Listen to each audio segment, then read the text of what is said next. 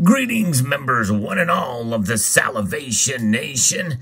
Added a little bit more gold to the stack or collection. Some of it I acquired by flipping silver. Let's explore.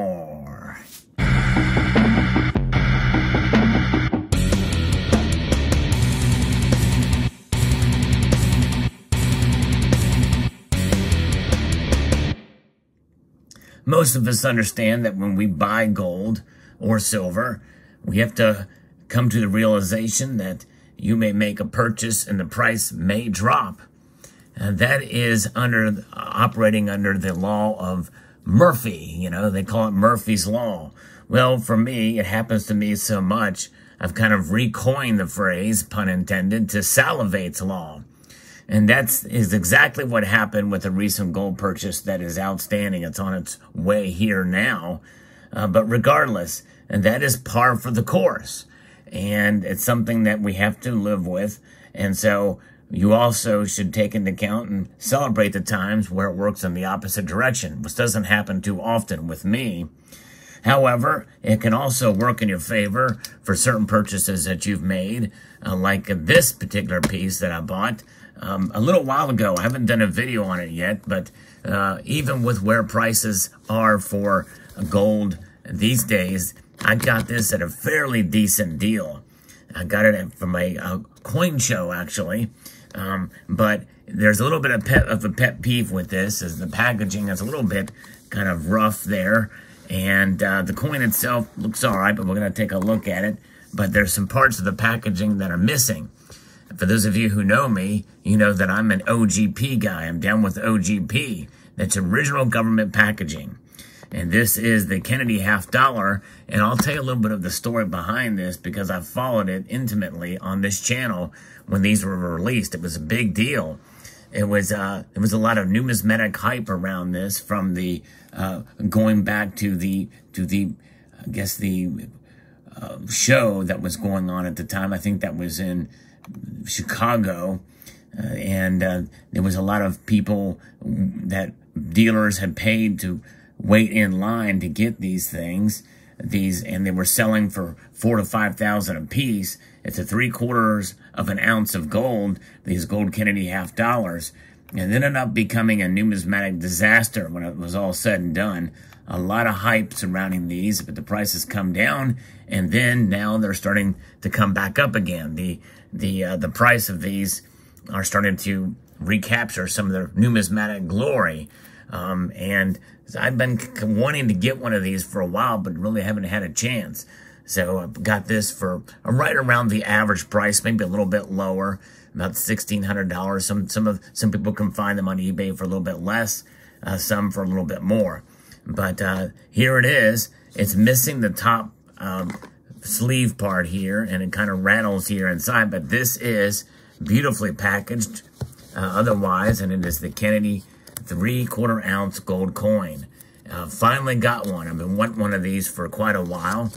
And I got this to, in a sense, complete, at least for now, a collection of gold coins that I may actually do a video on.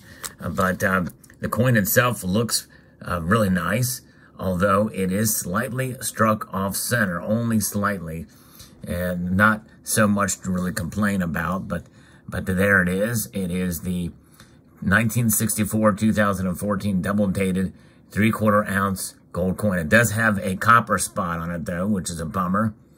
So I'd like to be able to find one without a copper spot someday. I just kind of bought it, and I didn't really even notice the copper spot until afterwards, after I took it home. Otherwise, it's a nice coin, and 3/4 ounce, 3/9 fine gold. It does feel good in the hand. It is the exact specifications as far as the size and thickness of the coin as a $50. So when you take a $50 in your hand, feel the weight of it compared to this. It's pretty remarkable and amazing.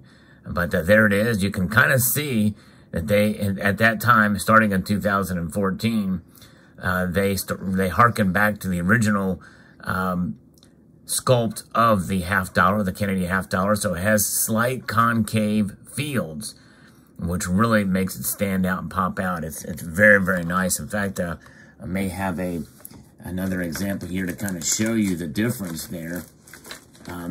Yes, here is a 2021 a $50 that has that same concave field. It's kind of hard to tell in this. Let me see if I can actually buff this out a little bit so you can see the difference there. Because this is just an average uncirculated business strike.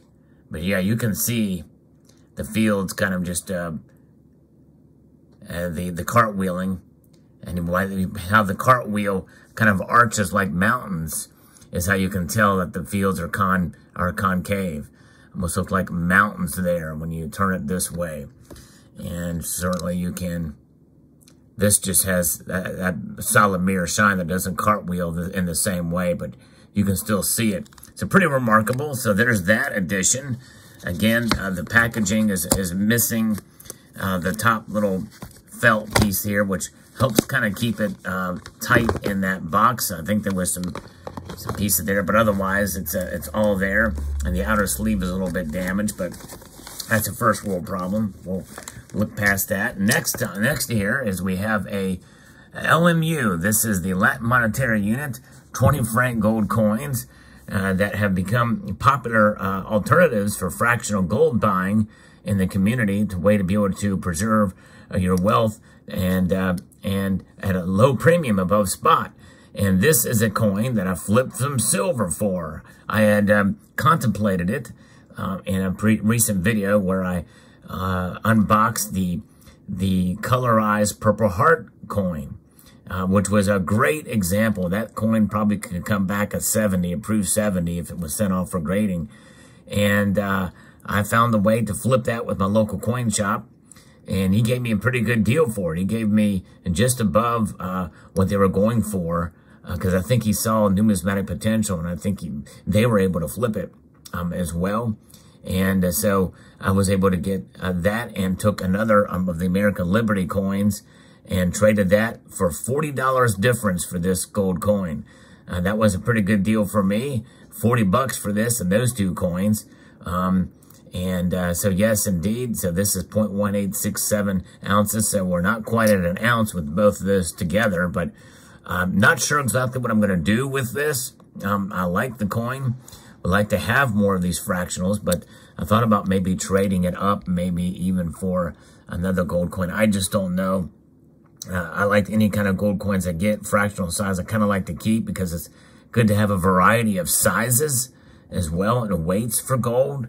And this is just a great example.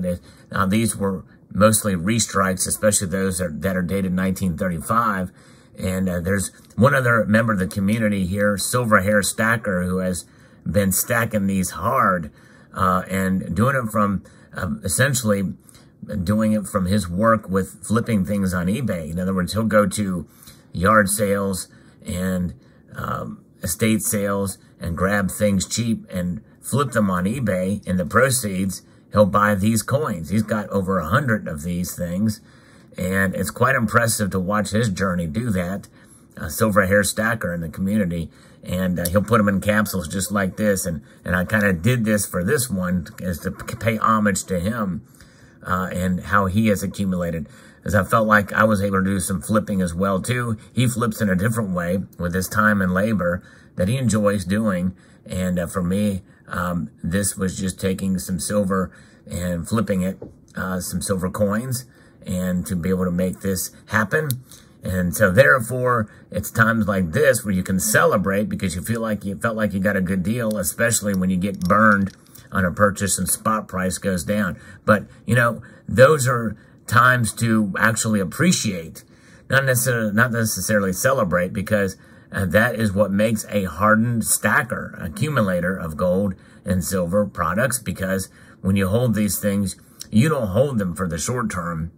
And very rarely do you want to flip things unless you know you can take advantage of a hot market at the time. Those Purple Heart colorized coins, honestly, I feel like in due course, they are probably going to subside, and probably, you know, the value start to drop. We'll see. I know there's other channels out there, and I'm thinking Gen X Collectible in particular. He tracks the secondary market for a lot of these modern coins, and and products. So it'll be very interesting to see how that one fares, because if I would have held on to it as a collector, likely I would have lost out on any opportunity. But I didn't have any emotional attachment to that coin. I already had the regular one in the 3-coin proof set. But otherwise, yeah, those are the ways that you can work to your advantage if you have the ability to do so. And in my case, a local coin shop who's willing to take on the risk of some of these products. One of mine, LCSs, does have that ability and capability, and will do. So I'll take advantage of it. So there you go. A little bit more of gold added to the stack for this year's holdings. And this is an example of it here. A beautiful 1935 Helvetia 20 franc gold coin. And this is probably one of my favorite of the LMU coins. Also, really like the Rooster.